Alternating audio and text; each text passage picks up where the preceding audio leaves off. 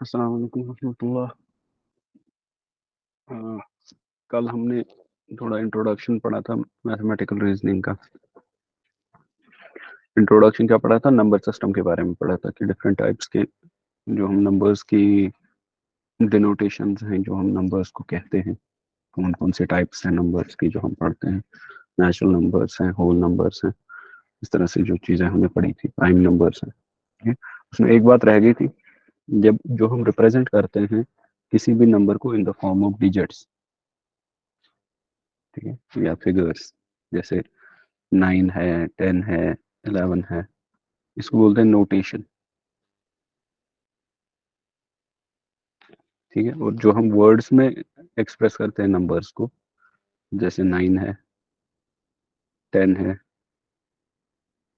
11 है, इसको बोलते हैं न्यूमरेशन। ठीक है, तो ये सारे ये रह गया था इसमें। अच्छा, इसके अलावा कोई भी नंबर, इसका जैसे मान लो हम 5 6 7 8 कोई नंबर है।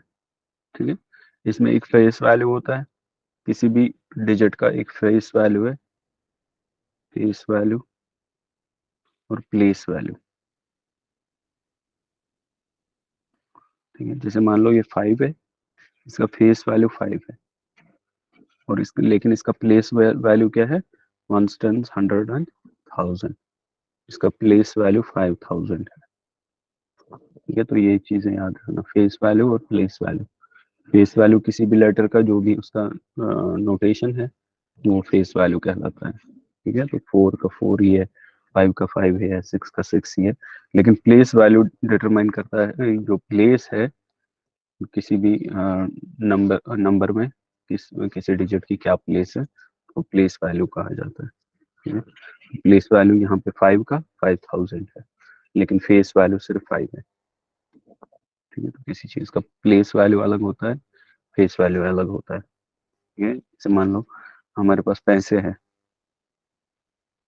कागज के 500 रुपए। ठीक है, 2000 तो खत्म हो गया, तो 500 रह गया। तो 500 का जो एक ऐसे ही पैसों के रिलेटेड होता है, एक फेस वैल्यू होता है। ठीक है, एक उसका इंट्रिंसिक वैल्यू होता है।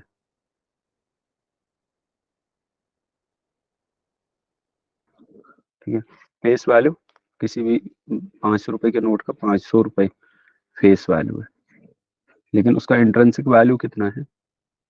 उस 500 के नोट का इंट्रिंसिक वैल्यू है वैल्यू ऑफ द पेपर जिसका वो बना है, उसका कॉस्ट बनने का। और ऑलमोस्ट शायद 5000, 500 वाले को शायद 0.7 रुपीज लगते हैं कॉस्ट बनाने का। भाई जैसे पैसों में फेस वैल्यू है, नोट का जो वैल्यू है, जो मार्केट वैल्यू है उसका, और कुछ है, एक है इंट्रिंसिक वैल्यू उसका।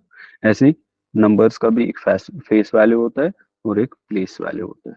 ठीक है, इसके अलावा हमने पढ़ा तो प्राइम नंबर्स किसको कहते हैं। ठीक है, प्राइम नंबर्स जो है, प्राइम फैक्टराइजेशन पढ़ा था, एक और एलसीएम और एचसीएफ पढ़ा था। ठीक है, एक नहीं पढ़ा था हमने, वो है रैशनल नंबर्स। रैशनल नंबर्स नहीं पढ़ा था। रैशनल नंबर हम किसी भी नंबर को कहते हैं जो हम n/d या p/q जो बचपन में पढ़ते थे, which can be represented in the form of p/q, या न्यूमरेटर बाय डिनोमिनेटर हो, जिसमें डिनोमिनेटर जीरो नहीं होना चाहिए बस। ठीक है, इसका मतलब हो गया n तो जीरो हो सकता है, इसका मतलब जीरो एक रैशनल नंबर है, लेकिन डी जीरो नहीं हो सकता। ठीक है, तो किसी भी नंबर को जिसको हम एक्सप्रेस कर सकते हैं इन द फॉर्म ऑफ, क्योंकि हमारे पास जो नंबर्स होते हैं उनको एक्सप्रेस कर सकते हैं बहुत सारे तरीके से, डिनोट कर सकते हैं। जैसे हमारे पास कोई नंबर 4 है, ठीक है, इसको हम डिनोट कर सकते हैं इन द इंटीजर फॉर्म में एज 4, डेसिमल फॉर्म में एज 4.0, इसी तरह से फ्रैक्शन फॉर्म में 4/1। ठीक है, तो ये इसके डिफरेंट डिनोटेशन है। या कोई 0.25 है, ये डेसिमल फॉर्म है, तो इसको हम 1/4 भी लिख सकते हैं। ठीक है, तो ये जो है ये डिफरेंट डिनोटेशंस है कि हम किसी भी नंबर को कैसे एक्सप्रेस करते हैं। ठीक है, तो एक है रैशनल नंबर। रैशनल नंबर कोई भी नंबर, ऐसा नंबर जिसको हम एक्सप्रेस कर सकते हैं इस फॉर्म में, यानी p बाई क्यू या n/d, n/d फॉर्म में, यानी न्यूमरेटर डिवाइडेड बाई डिनोमिनेटर, और ये दोनों इंटीजर्स होने चाहिए, एन बी और डी बी। न्यूमरेटर भी इंटीजर होना चाहिए, डिनोमिनेटर भी इंटीजर होना चाहिए, और डी बराबर या जीरो नहीं होना चाहिए। एन जीरो हो सकता है, इसका मतलब हो गया कोई भी नंबर 0/1 एक रैशनल नंबर है। ठीक है, undivided by zero rational number नहीं है। ठीक है, जो रैशनल नंबर नहीं होता उसको हम कहते हैं इररैशनल नंबर।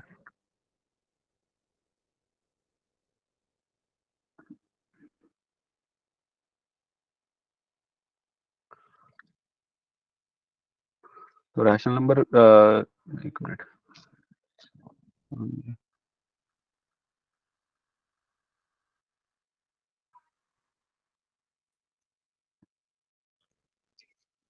अच्छा, तो 0/1 रैशनल नंबर है, इसका मतलब हो गया 0/1 रैशनल नंबर है, 1/0 रैशनल नंबर नहीं है। ऐसा क्यों होता है? रैशनल में positive as well as negative भी आएंगे ना फिर।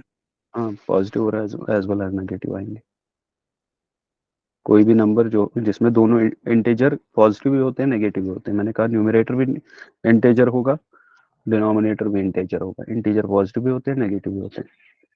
ठीक है, दोनों नेगेटिव भी हो सकते हैं, दोनों पॉजिटिव भी हो सकते हैं, एक नेगेटिव एक पॉजिटिव भी हो सकता है, लेकिन डी जीरो नहीं होना चाहिए। एन जीरो हो तो चलेगा।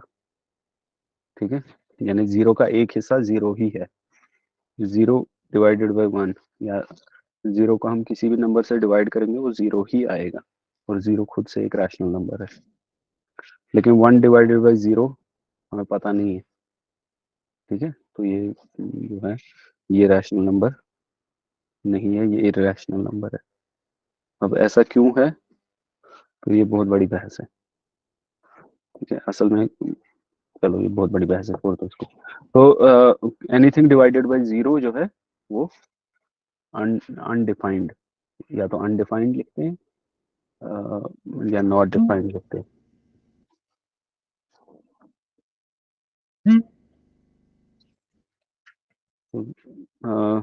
रैशनल नंबर जो इस फॉर्म में रिप्रेजेंट नहीं हो सकता उसको हम इरैशनल नंबर कहते हैं। रैशनल नंबर कोई भी ऐसा नंबर जो p बाई क्यू फॉर्म में डिनोट नहीं हो सकता, where q is not equal to zero. ठीक है, कोई भी नंबर जो इस फॉर्म में p बाई क्यू फॉर्म में n/d फॉर्म में डिनोट कर सकते हैं और d जीरो ना हो तो उसको हम रैशनल नंबर कहते हैं। ठीक है, और इरैशनल नंबर जो इस फॉर्म में डिनोट ना हो। ऐसे कौन से नंबर है जो इस फॉर्म में डिनोट नहीं होते, उसके लिए हमें देखना पड़ता है डेसिमल रिप्रेजेंटेशन, किसी भी नंबर की डेसिमल रिप्रेजेंटेशन। ठीक है, डेसिमल रिप्रेजेंटेशन में क्या होता है कि एक नंबर होता है 0.25। ठीक है, पॉइंट के बाद हमेशा डिजिट्स को अलग अलग पढ़ना होता है। सर इरेशनल में कैसे क्यों नॉट इक्वल टू जीरो, जैसे 1/0?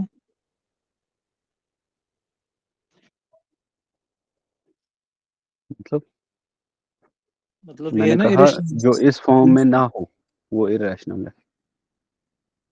ठीक है, इस फॉर्म में जो ना हो वो इरैशनल है।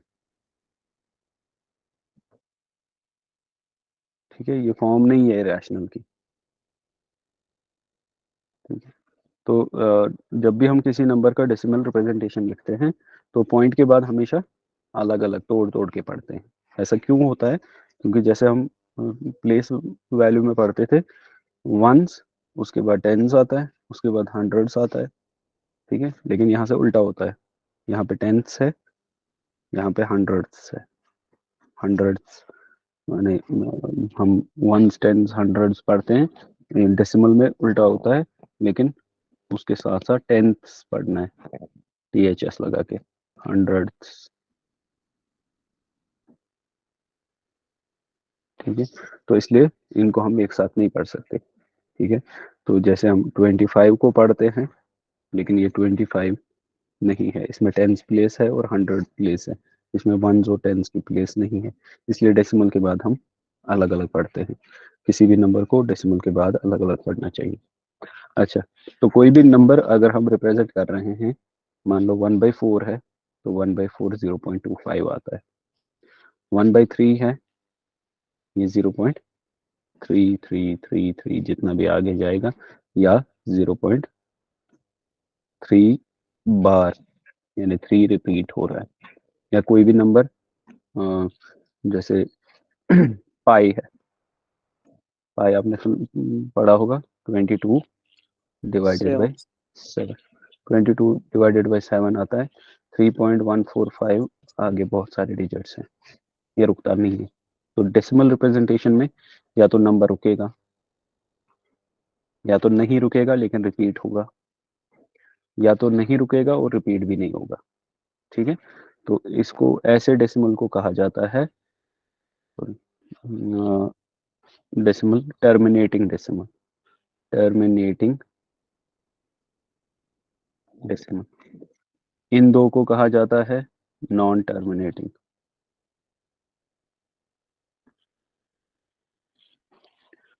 या इस वाले को non terminating, sorry, non terminating repeating decimal कहा जाता है।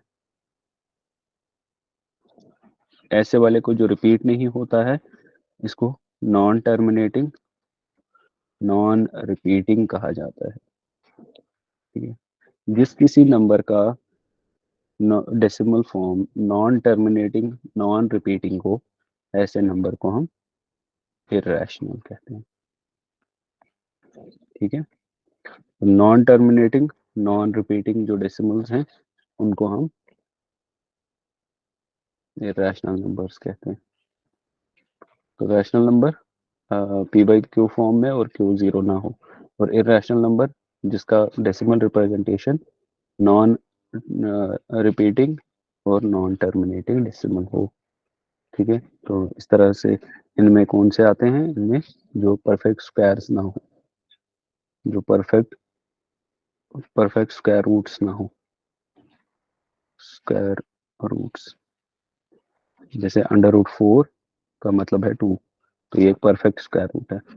ठीक है, लेकिन अगर हम √3 देखें, तो इसका ये परफेक्ट नहीं है, इसका कोई ना कोई डेसिमल रिप्रेजेंटेशन 1.41 समथिंग आता है। ठीक है, और वो रिपीट होता है, और सॉरी, टर्मिनेट नहीं होता है और रिपीट भी नहीं होता है। तो इसलिए जो रूट वाले हैं, जो परफेक्ट स्क्वायर्स ना हो, वो जनरली जो है हमारे पास √3 है, √5 है, अंडर रूट मान लो 19 है, इस तरह से। ठीक है, तो ये जो रूट्स हैं, ये जो परफेक्ट रूट्स ना हो, वो इरेशनल नंबर्स हैं। ठीक है, तो अच्छा, रैशनल प्लस इरेशनल, इनको मिलाकर कहा जाता है रियल नंबर्स। ठीक है, इरेशनल और रेशनल मिलाकर रियल नंबर्स कहलाते हैं। ठीक है, जो रियल नंबर्स ना हो, वो इमेजिनरी नंबर्स।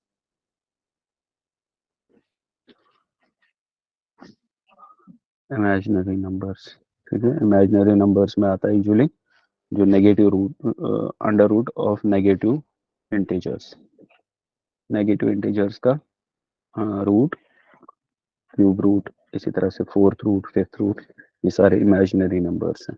ठीक है, तो ये तो नहीं आता है, इमेजिनरी वाला तो नहीं आता, रैशनल तक आ जाता है। तो रैशनल नंबर्स, जो भी नंबर्स हम रिप्रेजेंट कर पाए फ्रैक्शन फॉर्म में, और उसका डिनोमिनेटर जो है वो जीरो ना हो, तो उसको रैशनल नंबर कहते हैं। और इसी तरह से नॉन इरेशनल नंबर वो नंबर्स हैं जिनका decimal form non terminating, non repeating आता है। ठीक है, ये दोनों मिलकर रियल नंबर्स कहलाते हैं। तो यहाँ तक हमने ये नंबर सिस्टम है। उसके बाद हमने तो डिविजिबिलिटी टेस्ट पढ़े थे, तो उनसे वही नंबर डिवाइड होगा जो जिसके वन प्लेस पे इवन नंबर हो। अगर इवन नंबर वंस प्लेस पे है या टू से डिवाइड होने वाला नंबर वंस प्लेस पे है तो वो सारा नंबर टू से डिवाइड होगा। इस तरह से थ्री का बोला था हमने, सम ऑफ डिजिट्स अगर थ्री से डिवाइड होता है तो पूरा नंबर भी थ्री से डिवाइड होगा। फिर फोर का बोला था जिसके एंड के दो डिजिट्स डिविजिबल बाय फोर हो वो नंबर डिविजिबल बाय फोर होता है। फाइव का बोला था जिसके एंड पे सर जी ये √3 एंड 1 डिवाइड बाय √3 ये दोनों हो गए इरेशनल नंबर फिर। हाँ, ओके। जिसका परफेक्ट रूट नहीं आएगा या रूट ऑफ प्राइम नंबर्स जो है वो ये है इरेशनल। तो डिविजिबिलिटी बाय सिक्स पढ़ा था हमने जिसके एंड के दो सॉरी जो टू से भी और थ्री का भी डिविजिबिलिटी टेस्ट फुलफिल करते हैं वो सिक्स से डिविजिबल होते हैं। अब इस सब का फायदा पढ़ा था हमने कि इससे आसानी हो जाती है डिवाइड करने में, या कभी आंसर सीधा हमें पता चलता है सिक्स से डिवाइड होगा तो हम चारों ऑप्शन में देखते हैं सिक्स से कौन सा डिवाइड होगा तो वही आंसर होगा। तो इससे हमारा टाइम बहुत बचता है। अच्छा,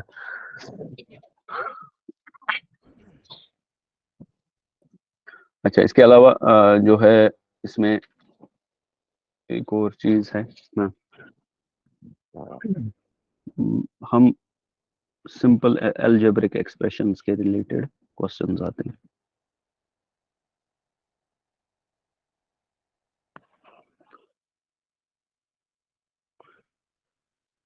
सिंपल अलजेब्रिक यानी हमें कोई अननोन एंटिटी निकालनी होती है। मान लो हमारी यूजुअली एज प्रॉब्लम्स में आता है ये, एक बंदा है या कोई मान लो राजू है, राजू की एज को अगर हम 3 टाइम्स मल्टीप्लाई करेंगे तो उसके वालिद साहब की एज बनेगी। तो अगर 4 साल पहले उनकी एज इतनी थी तो आज कितनी होगी। तो हम किसी अननोन से स्टार्ट करते हैं। जब भी हम अननोन से स्टार्ट करते हैं तो हमें पता होना चाहिए एल्जेब्रिक एक्सप्रेशन आ रही है। ठीक है, एल्जेब्रिक एक्सप्रेशन में क्या होता है कि कोई ऐसी एंटिटी हम इंट्रोड्यूस करते हैं, कोई ऐसा नंबर इंट्रोड्यूस करते हैं जो हमें पता नहीं होता उसका वैल्यू। ठीक है, अननोन वैल्यू होता है इसका, X Y Z A B alpha beta जो भी होगा अननोन वैल्यू होता है स्टार्ट में, और फिर आगे जाकर हम उसका वैल्यू निकालते हैं। ऐसे नंबर्स को कहा जाता है या ऐसे जो एक्सप्रेशंस है उनको कहा जाता है वेरिएबल्स। वेरिएबल्स क्योंकि वो कोई भी वैल्यू ले सकते हैं, x1 भी हो सकता है, 2 भी हो सकता है, 3 भी हो सकता है। तो यूजुअली क्या आते हैं यही कि एज प्रॉब्लम्स में आती है। ठीक है, तो जैसे मान लो 4x+3। ठीक है, तो ये जो x है ये एक वेरिएबल है और ये जो 3 है ये कांस्टेंट है। वेरिएबल और कांस्टेंट ऐसे नंबर्स जिनका वैल्यू फिक्स्ड है उसको कांस्टेंट कहेंगे, जिसका वैल्यू फिक्स्ड नहीं है उसको वेरिएबल कहेंगे। ठीक है, और जो ये नंबर कांस्टेंट वेरिएबल के साथ चिपका हुआ होता है, मल्टीप्लिकेशन में होता है, उसको हम कहते हैं कोएफिशिएंट। कोएफिशिएंट, ठीक है। तो 4 टाइम्स x+3 हमें दिया होगा किसी मतलब 15 है। ठीक है, तो उसमें हम फिर मैथमेटिकल ऑपरेशंस करके इसको क्या बनाएंगे, 4x = 15 - 3। ठीक है, तो उम्मीद है ये इतना मैथ तो आता होगा सबको। ठीक है, फिर x 15 - 3 12 होता है डिवाइडेड बाई 4, x = 3। तो ये आता है। ठीक है, सिंपल अलजेब्रिक एक्सप्रेशंस आती हैं, इक्वेशंस आती हैं जिनको आपको सॉल्व करना होता है। ठीक है, तो इसमें हमारे पास अननोन टर्म से हम स्टार्ट करते हैं और उसको डिनोट करते हैं by X, by Y, by Z, by alpha, जो भी आप फिजिबल लगे, ए बी सी कुछ भी। तो मान लो कोई क्वेश्चन होगा। हाँ जी, इसमें वो है ना एलिमिनेशन और सब्स्टिट्यूशन मेथड थ्रू यूज करना है या डायरेक्ट ही अलजेब्रिक एक्सप्रेशन कोई भी नहीं यूज ये कर कोई भी सिंपल मेथड। वो नहीं आएगा, वो मल्टीपल अलजेब्रिक एक्सप्रेशंस नहीं आएगी, वो भी मैं बता दूंगा। यूजुअली वो नहीं आता है। ठीक है, मान लो दो इक्वेशंस है, किसी बंदे की एज है 3 टाइम्स उसके बेटे की एज, ठीक है, या यही मान लेते हैं कि 4 times the age of son, sorry 4 times the age of son plus 3 years वो उसके बेटे की एज है। तो बेटे की एज अगर 15 है तो यहाँ एक ही इक्वेशन बनेगी, ठीक है। लेकिन अगर ये होगा कि कोई बंदा है, राहुल है, उसकी एज 3 टाइम्स उसके बेटे की एज है, ठीक है, 3 टाइम्स उसके बेटे की एज है।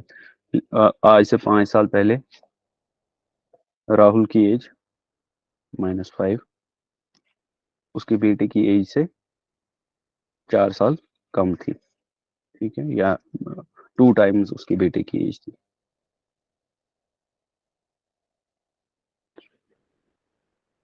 तो यहाँ पे हमें 2 इक्वेशंस बनेंगी, ठीक है। तो पहली इक्वेशन, ये दूसरी इक्वेशन, r-5 ऐसे ही, ये 2s आएगा, -10, ये 10 या ये 5 इधर लाएंगे, ये 2 इधर लाएंगे, जो भी होगा, ठीक है। तो 2s minus r is equal 5, ठीक है। तो 2 इक्वेशंस बन गई, एक ये और एक ये। इसमें r का वैल्यू 3s है, ये 3s हम इस r के बदले लगाएंगे, इसको बोलते हैं सब्स्टिट्यूशन मेथड। यानी एक इक्वेशन का वैल्यू दूसरी इक्वेशन में सब्स्टिट्यूट करना, ये सब्स्टिट्यूशन मेथड कहलाता है। जनरली ये नहीं आते हैं, लेकिन फिर भी अगर सीखना हो तो मैं पढ़ा सकता हूँ, लेकिन मुझे नहीं लगता ये आते हैं, यहाँ से टाइम भी उतना नहीं है। तो ये सिंपल सब्स्टिट्यूशन मेथड है, ठीक है। उसके अलावा जो जब मल्टीपल एंट्रीज होती हैं तो एक एलिमिनेशन मेथड होता है, एलिमिनेशन या सब्ट्रैक्शन मेथड, जिसमें हम 2 इक्वेशन को आपस में सब्ट्रैक्ट करते हैं। जैसे 4x प्लस 5y, इसमें वेरिएबल्स मल्टीपल होते हैं, ठीक है। तो एलिमिनेशन हम जो है एलिमिनेशन सिंपल सिंपल सा है, एक एक इक्वेशन में हम एक वेरिएबल का वैल्यू निकालते हैं, उस वेरिएबल के वैल्यू को दूसरे में सब्स्टिट्यूट करते हैं, ये सब्स्टिट्यूशन मेथड है। मान लो ये 4x प्लस 5y 15 के बराबर है, इसी तरह से 2x प्लस 3y 20 के बराबर है, ठीक है। तो इसको क्या करेंगे हम, इसको एलिमिनेशन करते हैं। एलिमिनेशन करने के लिए या तो x और x दोनों जगह पे बराबर होना चाहिए, या y और y दोनों पे बराबर होना चाहिए। तो x को दोनों जगह बराबर लाने के लिए इसको सारे को हम 2 से मल्टीप्लाई करेंगे। तो ये 4x plus 5y is equal 15, और ये दूसरी वाली इक्वेशन 4x प्लस 2 3 जा 5y 2 3 जा 6y इज इक्वल 20 इंटू 40, ठीक है। फिर इसको सब्ट्रैक्ट करते हैं इसमें से, 4x plus 5y is equal 15, ये माइनस, ये माइनस, ये माइनस, ये कैंसिल हो जाएगा प्लस माइनस होने के बाद बिना पर, और ये 6y माइनस 5y, एक y इसमें से बाहर आएगा, एक y बाहर आया, 40 माइनस 15 25, तो y का वैल्यू 25 है, वो हम किसी भी इक्वेशन में सब्स्टिट्यूट करेंगे। तो 4y 4x प्लस 25 25 इंटू 5 हो गया 125 is equal 15, 4x is equal 20 125 minus हो जाएगा इसमें, ठीक है। तो 110 आएगा माइनस 110, और x बराबर आएगा 110 डिवाइडेड बाई 4, ठीक है। कितना हो गया, 4 1 जा 4 2 जा 8 30 हो गया, 7 जा 28, 2 आएगा तो पॉइंट डालना पड़ेगा,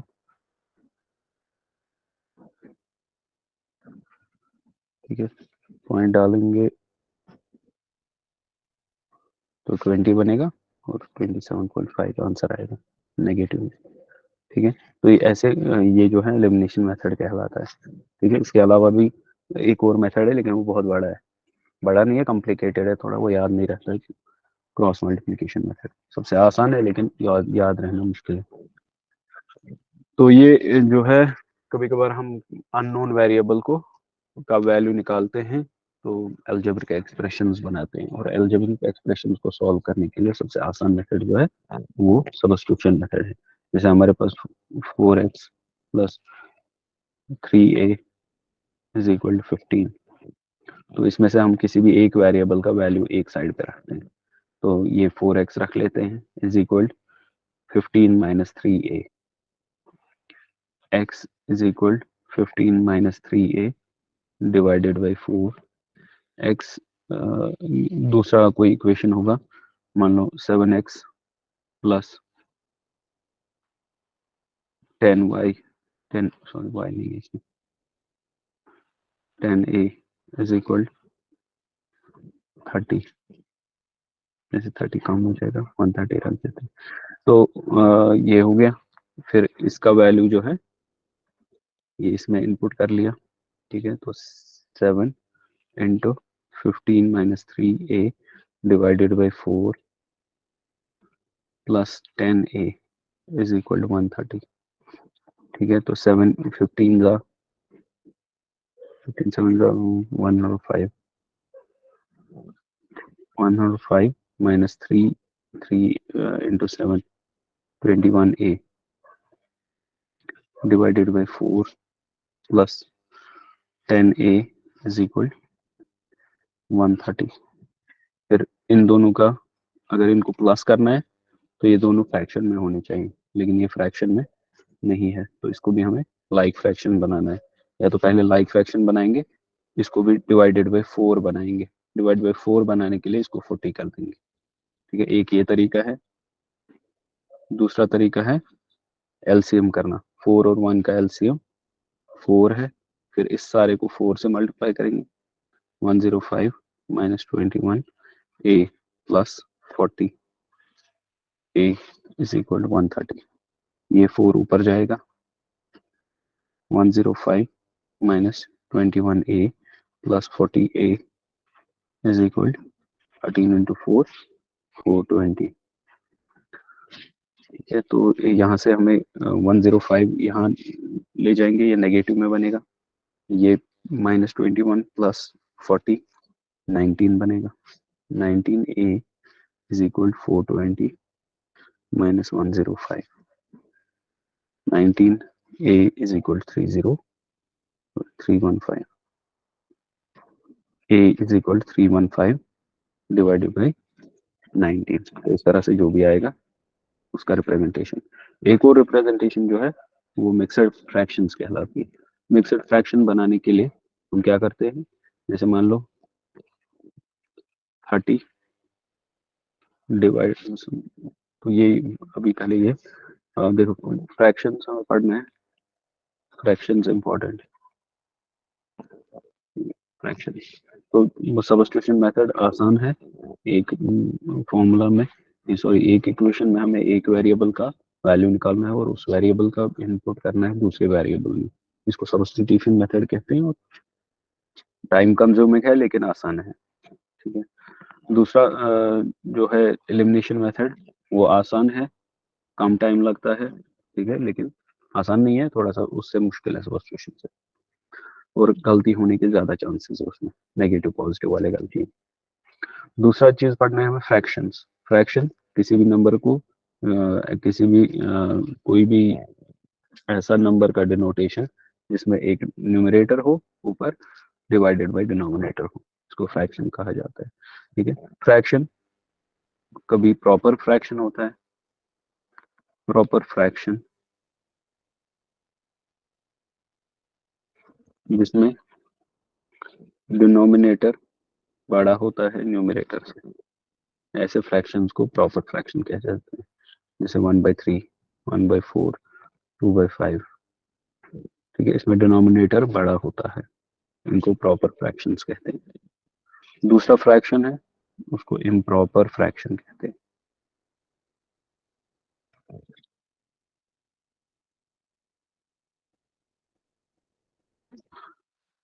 इम्प्रॉपर फ्रैक्शन में क्या होता है, न्यूमरेटर बड़ा होता है डिनोमिनेटर से, ठीक है, जैसे 5/2 है, 6/5 है, इस तरह से 8/3 है, ठीक है। तो ये इसमें डिनोमिनेटर छोटा होता है, न्यूमरेटर बड़ा होता है, ठीक है। तो इसका प्रॉपर फ्रैक्शंस का अगर हम डेसिमल रिप्रेजेंटेशन निकालेंगे, ये 0 पॉइंट समथिंग होगा, लेकिन अगर इसका हम डेसिमल रिप्रेजेंटेशन निकालेंगे, इसका डेसिमल रिप्रेजेंटेशन ग्रेटर देन 1 होगा। जैसे मान लो ये 5/2 2.5 है, तो ये ग्रेटर देन 1 है। सो 5/6 ये 1 पॉइंट होगा, ये 1, वहाँ बचेगा 2, 1.2, ठीक है। इसी तरह से 3 डिवाइडेड बाई 8 ये 2.6 बार। तो इस तरह से ये जो इम्प्रॉपर फ्रैक्शंस होते हैं, इनका वैल्यू 1 से बड़ा होता है, प्रॉपर फ्रैक्शंस का वैल्यू 0 से 1 तक होता है, यानी 1 से छोटा होता है, ठीक है। इसलिए हम क्या करते हैं, इम्प्रॉपर फ्रैक्शंस को हम एक और तरीके से रिप्रेजेंट कर सकते हैं, जिसको हम मिक्सड फॉर्म कहते हैं। कभी कभार नंबर होता है मिक्सड फॉर्म में, जैसे हमारे पास 5/2 है, तो अगर हम 5 को 2 से डिवाइड कर लें, तो 2 2s आर 4, 1 रिमाइंडर आएगा। आपने पढ़ा होगा मिक्सड फॉर्म में क्या होता है, पहले ये 2 लिखते हैं, क्वोशिएंट जो कहलाता है, फिर इसमें ये क्वोशिएंट कहलाता है, ये डिवाइजर कहलाता है, स्मॉल डी। ये जो 5 है इसको डिविडेंड कहते हैं, और ये जो 1 आया हमें इसको रिमाइंडर कहते हैं। मिक्सड फॉर्म का रिप्रेजेंटेशन जो है वो इस तरह से होता है, क्यू 1/डी, सॉरी 1 r/डी, ठीक है। तो 5 को हम कैसे रिप्रेजेंट कर सकते हैं, इसमें क्यू 2 है, 2 1/2, ठीक है। तो मिक्सड फ्रैक्शन कहलाता है। इसको मिक्सड फ्रैक्शन क्यों कहते हैं, क्योंकि इसके 2 पार्ट्स होते हैं।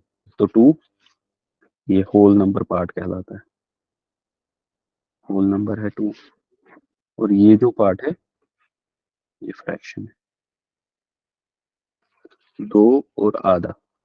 और अगर आप इसको देखोगे डेसिमल में, 2 और आधा, ठीक है। तो इसलिए इसको मिक्सड फ्रैक्शन कहते हैं, क्योंकि इसमें whole number plus decimal form होता है। ये सिर्फ इम्प्रॉपर फ्रैक्शन में बन सकता है, प्रॉपर फ्रैक्शन में मिक्सड फॉर्म नहीं बनता, ठीक है। मिक्सड फॉर्म क्योंकि उसमें जो रिमाइंडर है वो रिमाइंडर ऑलरेडी है, ठीक है। जैसे मान लो 3 को डिवाइड करें, 3 से डिवाइड करेंगे 1 को, तो इसको नहीं कर सकते, पहले ही डेसिमल आएगा, ठीक है। तो पहले ही डेसिमल आएगा, इसलिए ऑलरेडी 1 रिमाइंडर ही है, ठीक है। तो 1 ऑलरेडी रिमाइंडर है, तो इसलिए प्रॉपर फ्रैक्शंस को हम मिक्सड फॉर्म में नहीं लिख पाते हैं, इम्प्रॉपर फ्रैक्शंस को हम मिक्सड फॉर्म में लिख पाते हैं। इसके अलावा एक और फ्रैक्शन है जिसको लाइक फ्रैक्शंस कहते हैं। लाइक फ्रैक्शंस ऐसे दो फ्रैक्शंस जिनका डिनोमिनेटर सेम होगा, जिसका डिनोमिनेटर सेम होगा उनको लाइक फ्रैक्शंस कहते हैं। और लाइक फ्रैक्शंस का आपस में ऑपरेशन होता है, प्लस और माइनस करना हो तो लाइक फ्रैक्शन होनी चाहिए जरूरी। अगर लाइक फ्रैक्शन नहीं है तो उनको हम सब्ट्रैक्ट या ऐड नहीं कर पाते। तो अगर उनको सब्ट्रैक्ट या ऐड करना है तो पहले उनको लाइक फ्रैक्शन बनाना है, ठीक है। तो जैसे मान लो 3/4 5/6, ठीक है। तो इनको आपस में हमें ऐड करना है, तो हमें क्या करना है, इनको पहले लाइक फ्रैक्शन बनाना है। लाइक फ्रैक्शन हम कैसे बनाते हैं, डिनोमिनेटर्स का एलसीएम करके। एलसीएम हमने पढ़ा कल, 4 और 6 का एलसीएम 2 से, फिर 2 से 1 और 3, फिर 3 से 1 और 1, ठीक है, तो 2 इंटू 2 इंटू 3 कितना हो गया 12। इन दोनों का एलसीएम क्या होगा 12। ठीक है, तो ये 4 था, ये 12 बन गया, तो हमने किससे मल्टीप्लाई किया 4 इंटू 3 12 है। तो अगर हमने इसको 3 से मल्टीप्लाई किया, इसको भी 3 से मल्टीप्लाई करना है, तो ये जो 3 है इसको भी 3 से मल्टीप्लाई करेंगे तो ये 9 बनेगा। और इसी तरह से ये 6 था, ये 12 बन गया।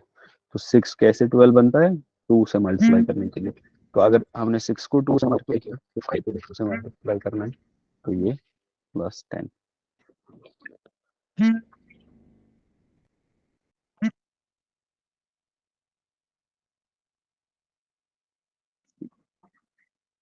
तो इसको जब हम लाइक फ्रैक्शन बनाएंगे तब जाकर हम इसको मल्टीप्लाई कर पाएंगे, सॉरी ऐड कर पाएंगे या सब्ट्रैक्ट कर पाएंगे, जो भी करना होगा। तो ये 19/12 बनेगा। ठीक है, तो इसी तरह से जो है सब्ट्रैक्शन, हमारे पास कोई 5/3 है माइनस 3/5, ये दो नंबर्स हैं, इनका हमें सब्ट्रैक्शन करना है। तो 3 और 5 का एलसीएम निकालना है। 3 और 5 क्योंकि प्राइम नंबर है दोनों, तो इनका एलसीएम मल्टीप्लीकेशन होगा 3 इंटू 5। तो 3 इंटू 5 एक तो एलसीएम मेथड है, दूसरा मेथड है क्रॉस मल्टीप्लीकेशन मेथड, ऐसे वाला मेथड, यानी एक का न्यूमरेटर दूसरे का डिनोमिनेटर, एक का न्यूमरेटर दूसरे का डिनोमिनेटर, और आपस में दोनों डिनोमिनेटर। ठीक है, तो जैसे यहाँ पे हम करेंगे इन दो को, इन दो को और इन दो को, तो 5 इंटू 5 25 है, माइनस 3 इंटू 3 9 है, डिवाइडेड बाई 3 इंटू 5 15 है। ठीक है, तो ये 16/15 इसका आंसर है। ठीक है, तो ये थोड़ा सा आसान है, लेकिन कभी कभार तो जहाँ बड़े नंबर्स होंगे वहाँ ये लेंथी बन जाता है। आसान यही वाला मेथड है, लेकिन जहाँ नंबर बड़े होंगे वहाँ ये डिफिकल्ट हो जाता है। और एलसीएम है डिफिकल्ट, लेकिन बड़े नंबर्स में वो आसान हो जाता है। ठीक है, तो एलसीएम भी इसका सेम है, 3 इंटू 5 15 ही आएगा। और 3 को अगर 15 बनाना है तो मल्टीप्लाई बाई 5 करना है, तो 5 को भी मल्टीप्लाई बाई 5 करना है, तो 25 आएगा। और इसी तरह से 5 को हमने 15 बनाया तो 3 से मल्टीप्लाई किया।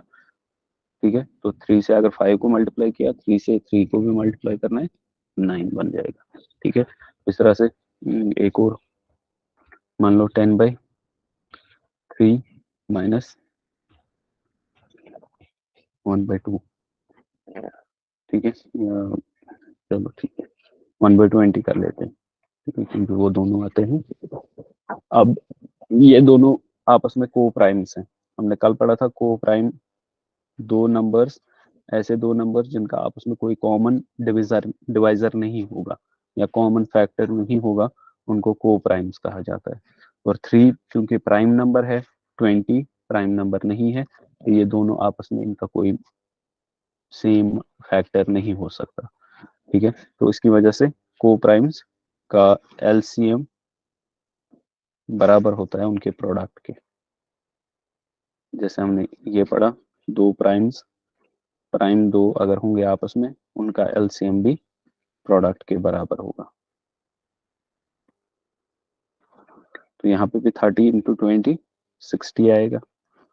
ठीक है, तो 3 को हमने 60 बनाया तो किससे मल्टीप्लाई किया 20 से, इसको भी 20 से मल्टीप्लाई करेंगे, क्या आएगा 200।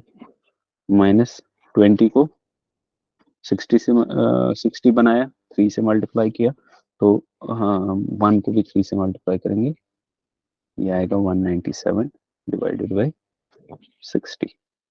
ठीक है, तो ये एलसीएम निकालने का तरीका। और लाइक फ्रैक्शंस, ये जो है फ्रैक्शंस का आपस में एडिशन या सब्ट्रैक्शन। और फ्रैक्शंस का आपस में जब एडिशन और सब्ट्रैक्शन तो हो गया, फिर मल्टीप्लिकेशन और डिवीजन। तो मल्टीप्लिकेशन मैथमेटिक्स में 4 बेसिक ऑपरेशंस हैं। एक प्लस है जिसको एडिशन कहा जाता है, माइनस है इसको सब्ट्रैक्शन, तीसरा मल्टीप्लिकेशन है जिसको मल्टीप्लिकेशन ही कहा जाता है। और चौथा डिवीजन है। तो ये 4 बेसिक ऑपरेशंस आपने पढ़े होंगे, सबको आते होंगे। अब देखो, मेन ऑपरेशंस असल में 2 ही हैं। ये जो सब्ट्रैक्शन है ये एडिशन बाय नेगेटिव इंटीजर है। मान लो ये नेगेटिव है, कोई भी नंबर है 4, इसको हमें सब्ट्रैक्ट करना है 2, तो ये असल में क्या है 4 प्लस -2। ठीक है, तो सब्ट्रैक्शन असल में एडिशन बाय नेगेटिव इंटीजर है। इसी तरह से मल्टीप्लिकेशन क्या है, मल्टीप्लिकेशन ये सॉरी डिवीजन क्या है, डिवीजन है मल्टीप्लिकेशन बाय रेसिप्रोकल। ठीक है, तो इसलिए असल में जो मैथमेटिकल ऑपरेशंस वो 2 ही हैं, एक तो एडिशन है और मल्टीप्लिकेशन है। तो एडिशन से ही निकलता है सब्ट्रैक्शन जब नेगेटिव इंटीजर यूज होगा। पॉजिटिव प्लस नेगेटिव इंटीजर वो सब्ट्रैक्शन कहलाता है। और इसी तरह से मल्टीप्लिकेशन तो मेन फैक्ट ये सॉरी ऑपरेशन है, लेकिन अगर हम मल्टीप्लिकेशन बाय रेसिप्रोकल करें, मल्टीप्लिकेशन बाय रेसिप्रोकल का मतलब यानी 4 इंटू 1/2, हमें करना था 4 डिवाइडेड बाय 2। तो मैंने क्या कहा, असल में डिवीजन जो है वो मल्टीप्लिकेशन बाय रेसिप्रोकल है। तो 2 का रेसिप्रोकल 1/2। ठीक है, तो 2 1 जा 2 1 जा 2 2 जा सॉरी, तो 2 आंसर आएगा। ठीक है, तो इसी तरह से आप 4 को अगर डिवाइड करें 2 से तो 2 ही आएगा। ठीक है, तो ये बेसिक ऑपरेशंस है। अब एडिशन और सब्ट्रैक्शन तो हमने कर लिया, तो मल्टीप्लिकेशन हम एज सच कर लेते हैं, numerator into numerator divided by denominator into denominator. मान लो हमें 5/3 को मल्टीप्लाई करना है 6/4 से, तो हम क्या करेंगे, डिनोमिनेटर को डिनोमिनेटर से, न्यूमरेटर को न्यूमरेटर से। तो 5/30/12। ठीक है, 30/12 वो आएगा 6 से दोनों को हो जाएगा 2/5, तो 5/2। ठीक है, तो इस तरह से जो है ये इसका मल्टीप्लिकेशन होता है। डिवीजन हम 2 फैक्टर्स को ये सॉरी फ्रैक्शंस को कैसे करते हैं, 5/3 है डिवाइडेड बाय 6/4। ठीक है, तो हम क्या करते हैं, ये डिवीजन का मतलब है मल्टीप्लिकेशन बाय रेसिप्रोकल, इसका रेसिप्रोकल करते हैं 5/3 इंटू 4/6। ठीक है, तो 5 4 जा 20 डिवाइडेड बाय 18, 10/9।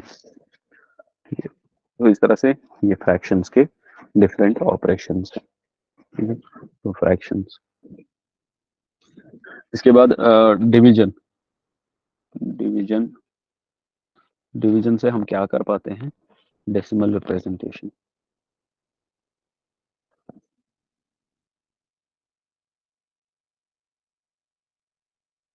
जिसको भी आता होगा तो उसके लिए बोरिंग होगा, लेकिन क्या कर सकते हैं, पढ़ना तो है। ठीक है, तो किसी भी नंबर को डेसिमल रिप्रेजेंटेशन देने के लिए हम क्या करते हैं, हमारे पास नंबर जो होगा, मान लो 500 है, इसको डिवाइड बाय 30 करना है। ठीक है, तो 30 से पहले क्या करेंगे, 50 का नियरेस्ट मल्टीपल देखेंगे। 50 सॉरी 30 का नियरेस्ट मल्टीपल लेस देन 50 कौन सा है, तो वो 1 होगा। 1 से, तो 1 से करेंगे तो 30 आएगा। फिर देखेंगे सब्ट्रैक्ट करके 20 आएगा, और ये वाला 0 नीचे आएगा। फिर देखेंगे 3 से 20 तो नहीं कर सकते हम, लेकिन 200 के नज़दीक 6 से आता है 180, वहां से 20 नीचे आएगा। ठीक है, अब या तो हम इसको मिक्सड फॉर्म में लिखेंगे 16 20/30, या तो डेसिमल रिप्रेजेंटेशन करेंगे। डेसिमल रिप्रेजेंटेशन कैसे करेंगे, अब 20 को डिवाइड नहीं होगा तो यहाँ एक डेसिमल डाल दिया। डेसिमल से क्या होगा, हम हर स्टेप में एक 0 ला सकते हैं, याद रहे एक ही 0 ला सकते हैं। अगर 2 0 लाए हमने तो हमें यहाँ पे 0 ऐड करना है। ठीक है, तो ये यूजुअली कंफ्यूजिंग होता है, यहाँ पे हमें 0 ऐड करना है। ये 0 ऐड क्यों करते हैं हम, चलो अगर आगे आगे कोई मिसाल तो वहां बता दूंगा। तो याद रखना यहाँ पे कि डेसिमल से हम हर स्टेप में सिर्फ एक ही जीरो दे पाते हैं। अगर हमने 2 जीरो डाले तो उसका मतलब हो गया हमें एक और जीरो क्वोशंट में ऐड करना है। तो 0 डाल दिया, 200 बन गया। 200 के नजदीक फिर से 6 है, 180 बन जाएगा। 180 से फिर से 20 आएगा। तो जीरो हम तो ऐसे एक जीरो तो कभी भी डाल सकते हैं। तो ये फिर से 200 बनेगा, फिर से 180 आएगा, फिर से 20 आएगा, 200 बनेगा। तो इस तरह से ये चलता रहेगा, जिसकी वजह से ये 16.6 बार, ठीक है, या 6 रिपीटिंग हो रहा है, ठीक है, तो 16.6 लिख सकते हैं, ठीक है, या 16.20/30 या 2/3, ठीक है। तो ये डेसिमल रिप्रेजेंटेशन है, ये बहुत जरूरी है। तो इसमें आप याद रखना, ये तो सारा आसान है, सिवाय ये याद रखना जो मैंने बताया कि अगर हम कभी भी डेसिमल पॉइंट से हम एक जीरो तो कभी भी डाल सकते हैं, ठीक है, किसी भी स्टेप में एक जीरो से डाल सकते हैं। दूसरा स्टेप डालना है, मान लो हमारे पास 30 से हम डिवाइड कर रहे हैं 520 को, शायद हो जाए इससे, वैसे इससे तो सीधा ही डिवाइड हो जाएगा।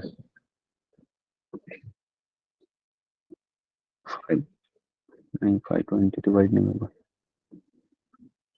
30 से पहले आएगा 31 जा, तो 30 आएगा, यहाँ से निकलेगा 22, ऊपर से आएगा एक और जीरो, 220, 30 से 7, ये आएगा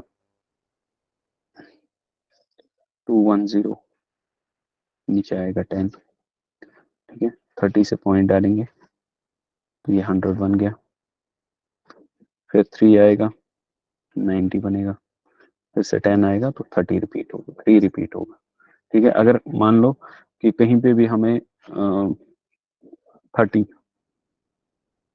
मान लो हमें आता 2 रिमाइंडर, एग्जाम्पल है ये, ठीक है, किसी भी पॉइंट पे हमें 2 रिमाइंडर आता, अब 2 पे हम एक जीरो डालेंगे तो 20 बनेगा, फिर भी 30 से डिवाइड नहीं होगा।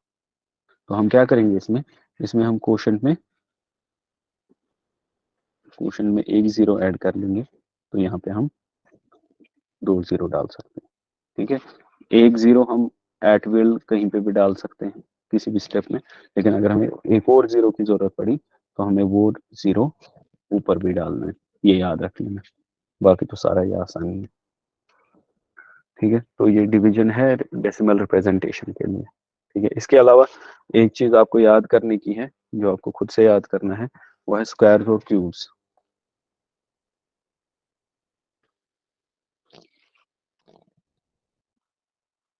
ठीक है। तो स्क्वायर्स आप 30 तक याद करो, यानी 1 का स्क्वायर 1 ही है, 2 का स्क्वायर 4 है, इसी तरह से 3 का स्क्वायर 9 है, इस तरह से आगे आगे जाकर 30 का स्क्वायर 900।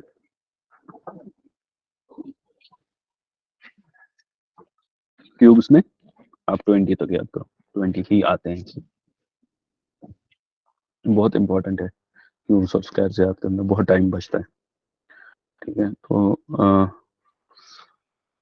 क्यूब्स में पहला 1 का 1 ही है, 2 का 8 है, 3 का 27 है, 4 का 64 है, 5 का 125 है, इस तरह से आगे जाकर 20 का 8000 है, ठीक है। तो इस तरह से ये क्यूब्स आप याद करोगे। अच्छा, स्क्वायर्स और क्यूब्स आपको याद करना है।